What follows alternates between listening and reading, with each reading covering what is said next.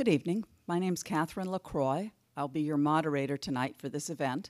And welcome to the League of Women Voters Forum for candidates running for the office of Judge of the Cuyahoga County Court of Common Pleas. This forum is being held in person and live streamed.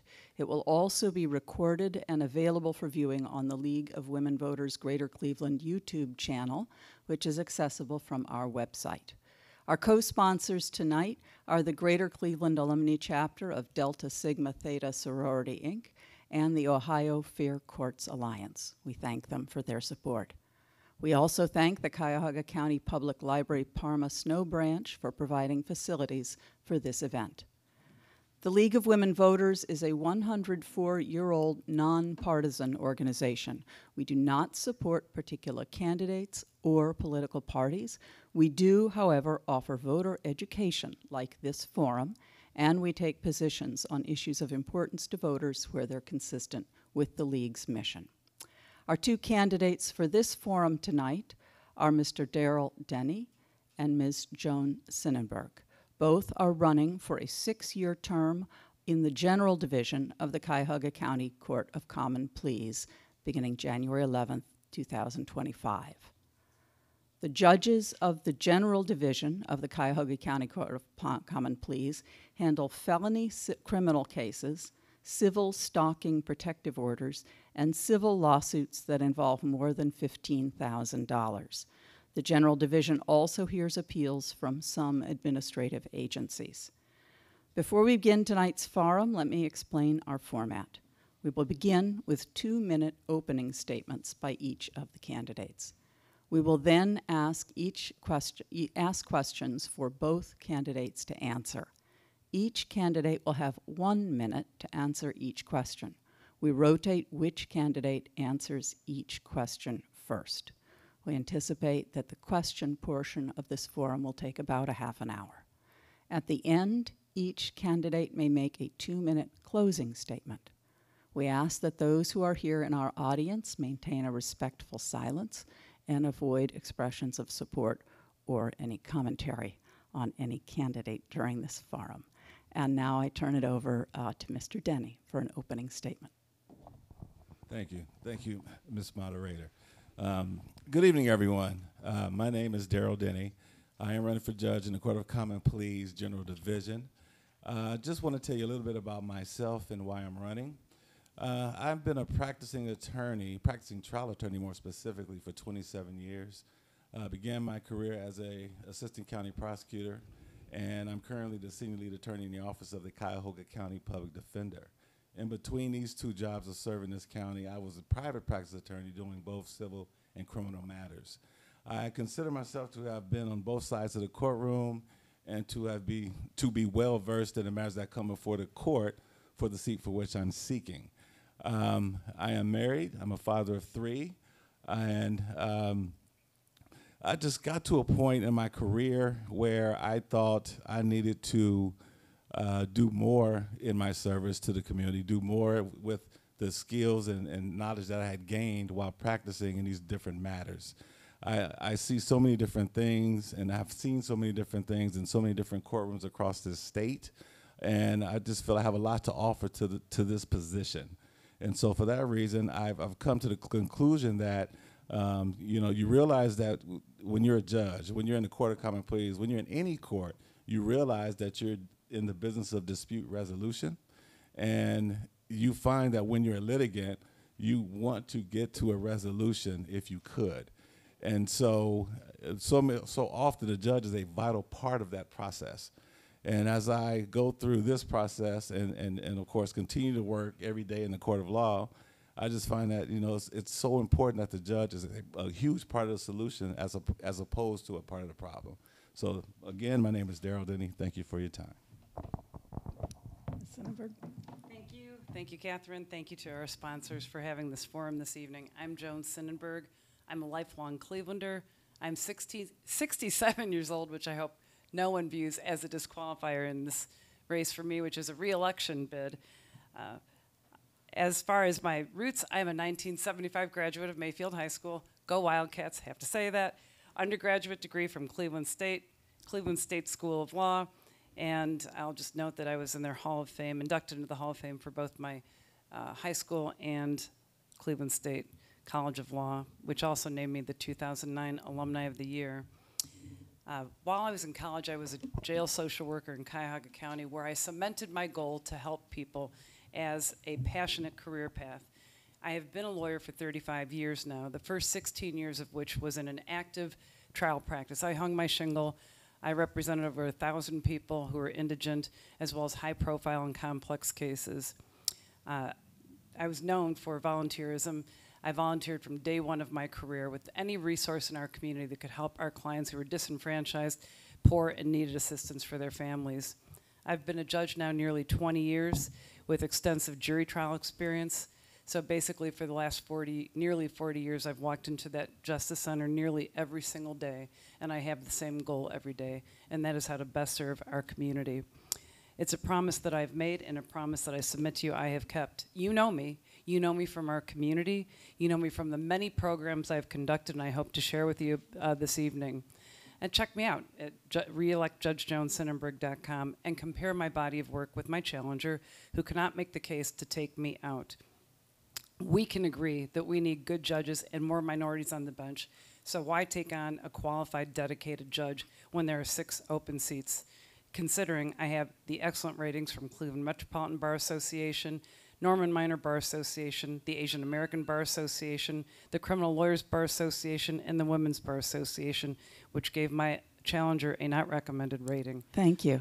If I could just finish, please. I'm so sorry. I'll be only 10 more seconds. May I, please? Thank you. I am a solution person. My challenger told Cleveland.com that we need a new face, and I will tell you that this face that you are looking at looks as it does because every day I show up, I bring it, I give it my heart and soul. I've dealt with life and death decisions on the bench. I'm working with trafficked women. I share their tears, joys, and success. This is my face, one of compassion, one of experience and courage, and I ask for your support. Thank you. Thank you for these statements. Now I will ask some questions. Ms. Synenberg, I'd like to ask you our first question. The judge of a common pleas court hears a wide variety of cases. Where do you feel you have particular expertise, and where do you feel you still need to learn? Thank you. Well, we can learn something new every day, and I just want to say it's very nice to see. Oops.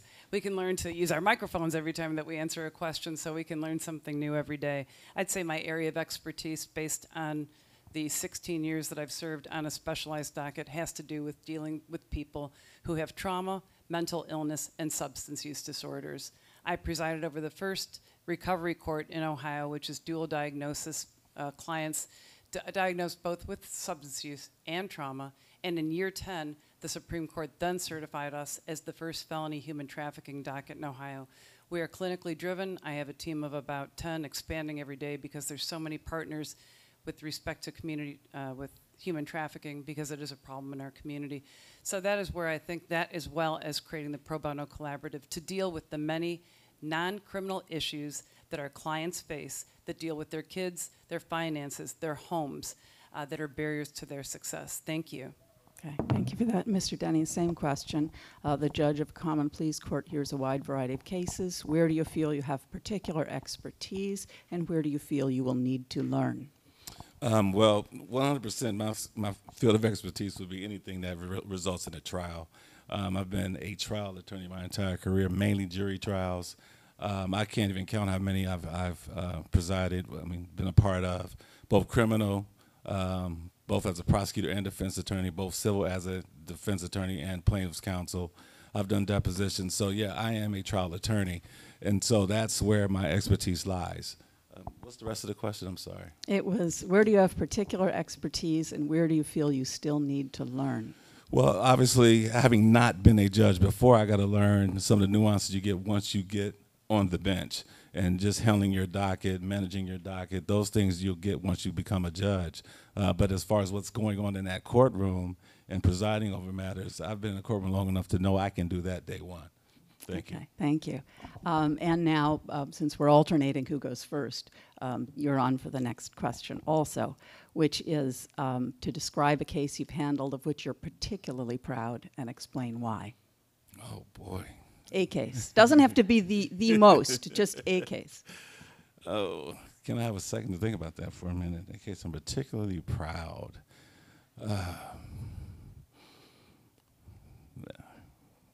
I honestly can't think of one, but I can put a couple combinations together. You know, when you win a trial, it's unique. I mean, anytime you try a case and you win that case, it's a sense of accomplishment. And so I can't pick any particular trial or case that I thought was better than another. I can just talk about how the case went, the work we put into it, the work I put into it, and the fact that the jury decided in our favor. You go through a lot when you're representing clients, specifically in a criminal matter. You're not just representing your clients, you're representing the client, the family, I mean, everyone involved. And there's a lot that goes into that, a lot of hard work, a lot of care and concern. So when you get to that trial day, I mean, you're like, okay, let this go well for this client. You become part of this client, and you feel everything they're feeling. So for me, it's the multiple cases that I've won through that trial through verdict, and those are my best successes. Okay. Thank you. Thank you. Ms. Synenberg, same question. Thank you. Describe a case you've handled of which you're particularly proud, and explain why. Thank you. I will say that every case dealing with someone with mental health disorders, someone who's being trafficked, or someone who's addicted are satisfying when you see them succeed and prevail. Today, October 2nd, is the 11th annual International Wrongful Conviction Day, which brings to mind a case that I handled. The name of the defendant was Joe D'Ambrosio. He spent over 20 years on death row for a crime that he did not commit. The case wound up back on my docket due to the attrition of judges. It wound up with me a few years ago. The prosecutor's office challenged to get me off of the case for reasons that were completely bogus and false. The Chief Justice of the Ohio Supreme Court rejected that. I presided over that case. Today, Joe D'Ambrosio is out of prison after all of these years of proceedings in the federal and state courts, and working for the priest who assisted him in getting Joan's Day to represent him pro bono at a church as a groundskeeper. And so I'm proud of the fact that I stood up, showed courage, and did what I believed was right. Thank you. Okay, thank you. And now you get the next question also in the pattern that we've established.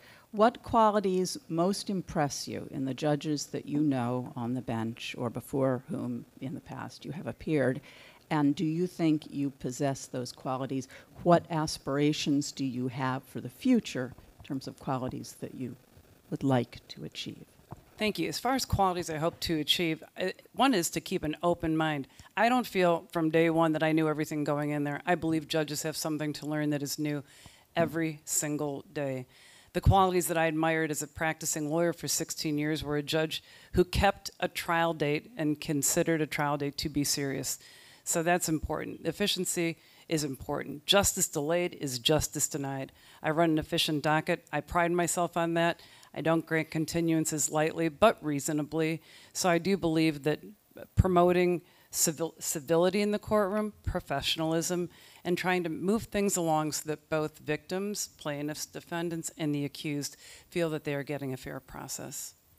Okay, thank you. Same question then. What qualities have most impressed you in the judges before whom you have appeared? You think you can possess those qualities and aspirations for the future? For me, it's temperament. You know, I just appreciate the judges that come to you, well, when you go into their courtroom or you go to meet with them about a particular matter, they greet you with a smile, they ask you questions, they ask about your comments, concerns, what the case is about, they welcome you into that courtroom, they treat your client with respect, they're even keel, they don't yell at you if you have to go to trial or want to go to trial, they just give you your trial date and let you try your case. And that's one of the biggest things, you know, I appreciate or have appreciated in my whole career is those judges that just welcome you into the courtroom and let you handle the matter that you're there to handle. Thank you. Thank you. And now the next question, which what do you perceive to be the greatest obstacle to justice in the common pleas court, if any? Oh, boy. Yeah, you have to define obstacle and what is justice. Well, the obstacle to justice, I don't know if there's an obstacle to justice, but there are different problems that occur or people face, and you know, it can be problematic for them down the road. or as the case is pending. I mean, there are a lot of different things that I see happen with clients. One of being, like, for instance, a client gets arrested, has a bail, they can't post a bail, and regardless of the outcome of their case, their life is taking a drastic turn just awaiting the resolution of the case. And so that kind of thing I see more, and I just have a problem with more than just obstacles in general. Money is a big issue for people. A lot of people don't have means to do a lot of different things for themselves. People have housing issues, employment issues. Obviously, a $500 bond to some people is like $1 million. I mean, they just don't have it, and people lose jobs. People have to just come to pretrials. People have issues because you have to take off work to come to court. You're hourly employed. Sometimes they lose their job just by appearing in pretrial. So things like economics are probably the biggest thing I see that affect my clients for sure. Okay, thank you. And Ms. Synenberg, what do you perceive to be the greatest obstacle to justice in the common pleas court, if any? Thank you. I think that the obstacles include that there are archaic ways that some people sentence, thinking that you lock them up and throw away the key. And since day one of being a lawyer, I have advocated for restorative justice where people can make positive change, get back into our community in a way that is meaningful. And it's not just identifying obstacles, it's doing something about it. And that's why I've been active and taken action and did the expungement forums that I've done. What we need is a community to gather around people and embrace people who have made a mistake in the past and want to move forward. But when it comes to resources, that is a problem, but they exist. We know that. You just have to look for them and get involved in the community, get engaged with different partners. There are people who have dedicated their lives, like Charles C., who I volunteered with from day one, who's made sure that there are resources like food, shelter, employment, education for people who have been through the prison experience, who are in the criminal justice system. Thank you. Okay, thank you. What are your views, Ms. Synenberg, as to whether the common pleas court as a whole deals effectively with racial, ethnic, and gender bias? Our court is dealing with it by trying to train us. And, hopefully over time, we can all take a look at just judging one another as people. When I was, after my first year of college, I was in a group called Up With People. It's a performing group, singing and dancing. I traveled on an international tour. And one thing that I experienced was, this is after George Wallace, the racist governor, was born again. And he had us invited to his mansion. And we sang a song for him called What Color Is God's Skin? And the lyrics are, it's black, brown, it's yellow, it's red, it is white. Everyone's the same in the good Lord's sight. I was accepted into that group whose mission is to cultivate cultural diversity and racial equality. That's been what I've wanted to do my whole career. And I just hope that we can spread the word with a smile, with a kind word, and by example, and change the culture. Thank you for the question. Okay. Mr. Denny, your views as to whether the common pleas court as a whole deals effectively with racial, ethnic, and gender bias? I'll tell you 100%. I think it's a work in progress, to be honest with you. It's a problem from the top down as it relates to the attorneys themselves, their clients, support staff. These issues are present in the courthouse as far as I'm concerned, but things are being dealt with. Things are getting better. But I still see differences in sentencing for similar crimes. I still see higher bonds for certain people and lower bonds for others. There's definitely some issues that need to be addressed still, but it is a work in progress. Thank you.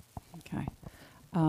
Turning now to how courts operate, in your experience, what have been the most effective ways to improve court procedures and efficiency, and what other methods would you suggest? To improve court procedures and what's efficiency. Oh, well, I think just honoring the dates and times. You get to court. We start at 9. Some courts start at 8:30. A lot of times, especially if you have a plea, if the judge is ready to go, let's do it. Let's get out there, get the plea done, get the client off and moving, and move on to the next case. You're set for trial. Let's do the trial. And of course, it may take a day, it may take a week, it may take 2 weeks, but let's get the trial done if that's what needs to be done. If a case has to be continued, obviously, let's just continue to set the date. But yeah, just I think time and valuing time is a huge factor. Some days you can really spend a lot of time standing around not doing a lot of things or waiting to get something done. But a lot of times it can't be helped. I mean, there are other matters going on. But for the most part, I think if we just honor time and honor everyone's time and schedule, keep things moving, I think that's one of the better practices that we can employ. Okay. And to you, what have been the most effective ways to improve procedures and efficiency, and what other methods would you suggest? Well, I certainly agree that certainty of trial dates and starting on time is very important. Also, giving a jury a full day. So if you have a trial, if you give a jury trial 7-8 hours with the breaks that you need to give, you can move things along. But we learned about efficiency when COVID happened, and we realized that there's so much that we can do virtually. And it's kind of cringeworthy to walk through the hallway at the Justice Center and see a bunch of people waiting around. We really strive to avoid that. So certainty in trial dates means that people shouldn't be subpoenaed in a meaningless way. Perhaps there's times that someone doesn't have to miss a day at work. They can attend either virtually, or we can reduce court appearances so that somebody's not coming down over and over until something gets accomplished. So certainty of trial dates and taking advantage of the lessons that we learned during COVID. Okay. On that note, in general, what changes to the court would you seek, if any, if elected to this position? I do think that there should be greater accountability of what's going on as far as the population in county jail and how we punish. We punish like nobody else. There are close to 2 million people in the United States of America who are incarcerated right now, 71 million of whom are in the state of Ohio. And I would like to think back to the root cause of why somebody walked into that door and what we can do to change the trajectory of their life. And I really do believe that if we can keep an open mind to alternative sentencing and viewing prison as a last resort, that we could help people get onto a different path. Every year, the population equivalent of Baltimore is released from prisons in the United States of America. That's a population that people don't care about. We need to pay more attention to people who are re-entering our community and remember that we can all prosper as a healthy community if we do that. Thank you. Okay. Mr. Denny, same question. Can you repeat Oh, the I'm question? sorry. I'm sorry. I'm sorry. Repeat the question. In general, what changes to the court would you seek, if any, if elected? Well, I would definitely focus more on pretrial issues, pretrial services, pretrial detention, things of that nature. Like I said earlier, I think that's one of the biggest things that affect the people I represent currently. That's where I spend a lot of my time trying to solve problems. I think bail should be reasonable. I think we should have more people out pending trial versus in jail pending trial. I think we should lessen the use of court-supervised release and having people doing urine tests, alcohol tests. We have clients being tested for alcohol while cases are pending, and the case has nothing to do with alcohol at all. It's a waste of resources. Of course, they're testing for drugs, which is understandable, but now we have legalized marijuana, but we're still testing for that. And there's just a lot of different things that are getting people remanded to county jail when these particular things aren't part of the case that's pending. I think a lot of these things need to go away and just make sure the person is honoring most of the rules that as it relates to the law and not violating the law by committing other offenses while on bond pending trial. Thank you. Okay. So in that regard, are there aspects of the judicial, the common pleas court that you think members of the public are not aware of, and there's something you would want the public to know about it? Yeah, there's a lot of things the public's not aware of. As I, traveled around this county, meeting with people and talking about the court, a lot of people have no idea what we do on a daily basis. You got to explain to people that, when this building, most of the people that come in this building have a problem, whether it be a criminal matter, civil matter, they're a victim, they're a witness. There's angst when people walk into this building. They have a lot of concerns for one reason or another. And, some people get called down to court, they're a witness, the case gets continued, and they walk out. Some people come down to testify, the case gets continued, they walk out. Some people, have cases pending, want to go to trial, don't get your trial done, it gets continued, they walk out. Some people come down to see a family member get sentenced, they get sentenced to more than they care for. They walk out sad. I mean, there's just a lot that goes on that people just don't hear about or see. Of course, there's different issues with, obviously, the pretrial service I mentioned before. just little nuances that go on a daily basis that people just don't understand are causing a problem for everyone. Thank you. Okay.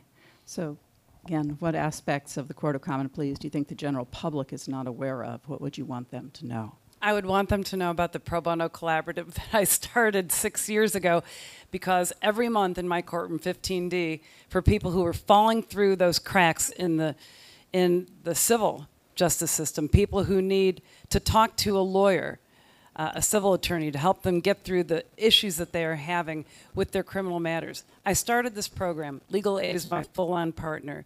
We won the award from the Ohio State Bar Association Supreme Court for the most innovative program 6 years ago, and we've served over 1,400 people. Each month in my courtroom, you know where to go for help. We have about a half a dozen, 8, 9 social service agencies in the room on site. You don't have to call and be put on hold. And about 30, 32 volunteer attorneys, top-notch ones, that are there to listen to people, meet with them, render assistance. Having legal aid there means that you have people with all the diverse attorneys that we bring in. As far as the areas of need, we cover it all. We conduct complimentary CLEs in the areas of need for lawyers to make sure that they can get the experience to help people on this pro bono basis. Every month, I'll leave flyers outside if anybody's interested. It's free of charge, too. Okay. Then pulling back and looking more generally at the judiciary as a whole, what do you consider the greatest issue the judiciary in Ohio faces today? Pressure, a lot of cases. I would say that we change with the times and we strive to, and that's reflected in the specialized dockets that we have created in the Common Pleas Court. Something I think that every one of the judges on our bench are proud of, and some of my colleagues are here this evening, each of whom have had turns on the specialized docket, the commercial docket, the mental health docket. So there's not complete uniformity. You see the disparity in the setting of bonds. I would like to think that there would be less, but it is a case-by-case basis. Judges do have autonomy. Your voice matters, and I think the public needs to know that victims have rights as well as the accused having rights. So if you have something that you want to say in a case, weigh in. Courts are open. You can walk in and watch the work that we do any day. You can reach out to the court. You can be an advocate. Your voice may be heard. That's absolutely what our courts are about. They are open. You matter. We serve you. Okay. And Mr. Denny, the greatest issue the judiciary in Ohio faces today? Yeah, I think it actually is disparity. I think, the different decisions, judges have a lot of discretion, and every judge has their own discretion to make decisions. When it comes to sentencing, generally a judge has a decision to make, whether it be probation, a jail sentence, a prison sentence, and how long that sentence is. But there's no real guideline as to what someone's going to give for a sentence for any particular crime, other than when you get to the high-level cases like murder or something of that nature. So there's really nothing to compare why this person gets 2 years for a robbery and this person gets 8 years for a robbery, other than specific findings that each individual judge may make. And the way the law is written, a judge can really come up with many different reasons to send someone to prison if they wanted to, and for a really long time. It just says you just consider certain factors, and then you create your own factors. So I just think there's always a reason for someone to have a higher bond. There's always a reason for someone to have a higher sentence. That's going to be different from someone else who give them a lower sentence. So yeah, I think disparity just in decision making is a big issue. Thank you. All right. Now turning to the process you're engaged in now, judge campaigns for a judgeship do involve campaign contributions from a variety of people. How would you maintain your impartiality and avoid any appearance of undue influence in performance of judicial responsibilities? Mr. Denny. Well, I personally don't handle any contributions, so my campaign manager, my staff, my assistant treasurer, they deal with all of that. I don't look at who's donating money. I see people at fundraisers, and that's it. I greet people, thank them for coming. I'll never see if they drop off a check, cash, or anything of that nature. So I don't know. I just appreciate people that come out, they support, and that's it. So, I wouldn't know who gave me what to this day. Thank you. Yes, Synenberg, same question. Campaign Thank you. If there is someone who's contributed to my campaign at any time in the past, and of course these are records, whether I accept, candidates don't engage perhaps in that part of accepting the money, but doesn't mean we don't have access to who has contributed to us. Certainly in the form of a thank you note, we would know who contributed to us. But I would reveal to the parties or any attorney involved if there had been a contribution made by anyone who's counsel in a case, to let them know that if they think that they have a problem, to tell me. If I felt conflicted in any case, if I felt that there was a relationship that made me feel that I couldn't be fair, I'd get off of the case. Someone contributing to your campaign doesn't automatically disqualify you from presiding over their case. But if there is any issue where you feel that you cannot give the type of fair trial that everyone deserves, then it's incumbent upon us to tell the parties and to respect their wishes if it indeed seems like it's an appropriate request. Thank you. And then it's assigned to another judge of the Court of Common Pleas. Okay. Do you think, well, do you have any suggestions about the way in which we select our judges? You know, right now we select them through elections. Do you have any suggestions about the electoral process or other ways to select judges? Well, as you've heard, some people think that they really don't know what goes on in the Justice Center every day, that the public does not know. A judge can make important decisions like take away your home, your life, your money. They rule in the most important case, which is your case at the moment. So do I think that we should stay with the same process? When you walk into a court of law, there's never going to be a judge who asks you what your political affiliation is. Politics erodes this. This is not, sitting on the bench as a judge has nothing to do with politics. It does have to do with experience and performance. It does have to do with efficiency. And I believe that merit or retention selection would mean something, rather than voters who may walk in and vote for someone just because of what a name sounds like without having any other idea. So I do think that to give the public what everyone wants, which is safe communities and excellent judges, there should be some consideration to qualification. Thank you. Okay. Mr. Denny, any suggestions about the process by which we select judges in Ohio? Suggestion, no. But here's the thing. I mean, judges are elected in our state, and that's the system we have. If you talk about appointing judges, we have that system as well, but that system is based on party lines. So politics will always be involved in the selection of judges in Ohio, because when you run, you're running typically as a member of a certain party to get endorsements to move through the election process. If a seat needs to be filled, the governor appoints a person to fill that seat. That selection is based on party lines. Running in different counties, you know, you may have more Republicans in one county, more Democrats in another county, so people tend to be more successful based on their party lines. It is the system we have. It doesn't mean that all decisions run on party lines, but yeah, no, we have to understand that politics is a huge part of this process, and this is what it's going to be. If you go to appointment system, there's going to be a problem with that, because only certain people are going to be appointed, ultimately. Certain people from certain places, from certain backgrounds, and you're going to have that same class of judges. So this is the best system we have. Thank you. Okay. Thank you. Thank you to both of our candidates for answering a sort of a barrage of questions under a tight time schedule. Now, in a slightly more relaxed mode, our candidates now have 2 minutes each for a closing statement. And Ms. Synenberg, you go first. Thanks. As I mentioned, I'm the judge of... Thank you. Thank you for your time this evening. Thank you again to our sponsors and to everyone who attended tonight. I'll just let you know that from day one, I have railed against the idea of lock them up and throw away the key. I care about people. That's why I became a lawyer. That's why I went to law school. I was so happy to get in and even happier to get out. But every day I go to work with a smile on my face and passion in my heart. For a couple of other things that I've done while on the bench, I did a book drive. We have collected over 2,000 books that I've distributed within the Cuyahoga County Jail, books that are appropriate for receipt, meaning that they're not hardbound and the content is appropriate. I continue to work in projects in ways to assist our community. I conducted an 18-month listening tour in different correctional facilities because of my involvement with a group called STANCE, Standing Against Neighborhood Crime Every Day. We just got tired of all the gun violence in our community that's affecting our lives. And I sat down with hundreds of people men and women in about 5 or 6 different correctional facilities and listened to what they had to say and returned a report to stance. And what we learned was just about the fear that people feel that they need a gun for protection. They'd rather have it and not need one than need it and not have it. Really trying to understand how someone else feels. And you know what? That's my goal with every single case. You walk into my courtroom, you are the most important person.